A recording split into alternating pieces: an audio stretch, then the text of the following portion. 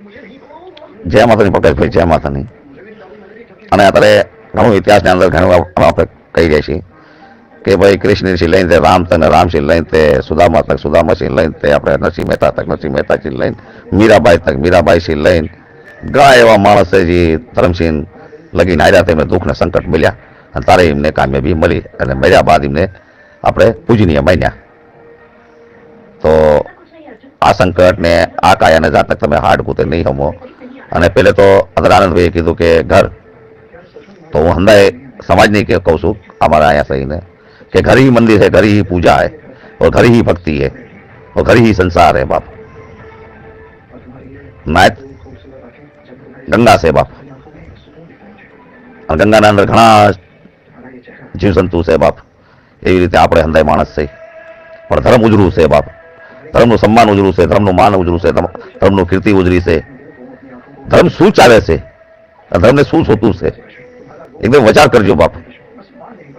હવે તમે કીધું કે હાકરનો ગાંગડો હંદાય લેવા છે, પણ હાકરનો ગાંગડો તો પણ એને સાવીને ખાવો કે ઓગાળીને ખાવો કે સુશીને ખાવો, ચીમ ખાવો બાપ.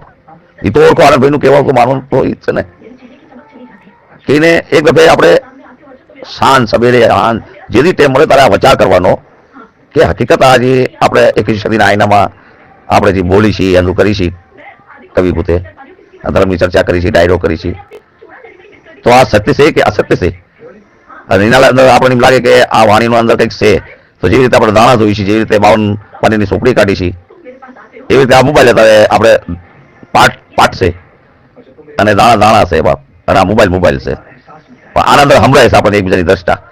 200 કિલો 400 કિલો 500 કિલોની રેન્જમાં આપણે 1000 કિલોની રેન્જમાં રહી છીએ આપણે, અને એથી દ્રષ્ટા 5 મિનિટમાં આપણને સંભળાઈ પડી જાય છે કે આગલા માણસ શું વિચાર છે, શું ભાવ છે. તો હું અંદાને કહું છું કે બાપ અંદાય આપણે અનંત ખાઈ છીએ અને ધર્મના જેટલા બી દાખલા છે તમે વિચારીને હાલો કે સંકટને દુઃખ સિવાય નથી મળ્યા. અને એના ઉપર આવે છે પણ એના છાયા બાદ યાદ આવે હંદા માણસ એકબીજાને. અને સંકટ વગર તો ધર્મ છે જ નહીં બાપ.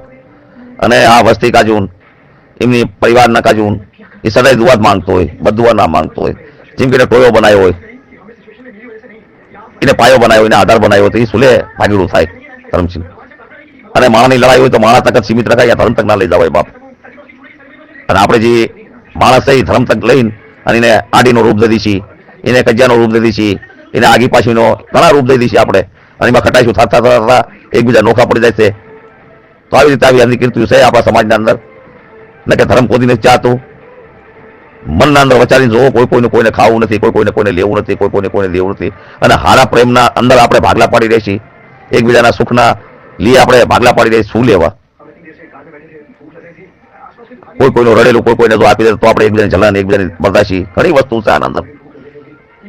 જે વસ્તુ છે આપણું જળ ભરી રહ્યું છે આંબાનું, એ જળ છીન આપણે એ તાલુક રાખવો કે આ જળને કેવી રીતે આપણે ઉપજ દઈ અને કેવી રીતે આનું પાછું કરી અને આનંદ એવું ખાતર નાખી તાકે પાછું ઉપજે અને પ્રેમની લહેર લાવે. અને આ વસ્તુ જેટલી આપણે દર્શાવી રહી છીએ કડવી વાણીઓની અવસ્થાની તના કે બાપના દીકરા આવું કરતા હોય, બાપના દીકરા અને બાપના દીકરા એવા બનો બાપ કે એકબીજાને ખટાઈશું આપણે, એકબીજાના મનને ભાવ હોય અને મનના ભ્રમ હોય એ એકબીજાથી મિલીને જુલીને એને કાઢવાની કોશિશ કરો.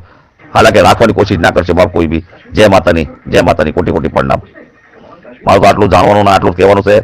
અને મારી સોચ હતી કે છે બાપ કઈ નથી લઈ જવાના જગતના અંદર છે કોઈ બી ગારંટી છે બાપુ. કોઈ લઈ ગયા તો એક સારી કીર્તિ ને ખારા ભાવ. અગર જો ભગવાન પડિયાર બન્યા હોય તો બાપ તમારે લીએ ના બનશો, બીજાને લીએ બન્યા છે. આપણે વસ્તી લીએ બન્યા છીએ. મારી નાતને પેલા ખમા આપે છે પણ વસ્તીને ખમા જો આપે લેતો હોય ખમા તો જગતના અંદર કેવી ભૂવો હાસો અને ઓઠે ને કોઠે એમ કહેતો કે મારું સારું કરે અને બીજાનું એનું કરે તો એ ભૂવો નહીં હાસો બાપ મારી નજરે. જય માતાની.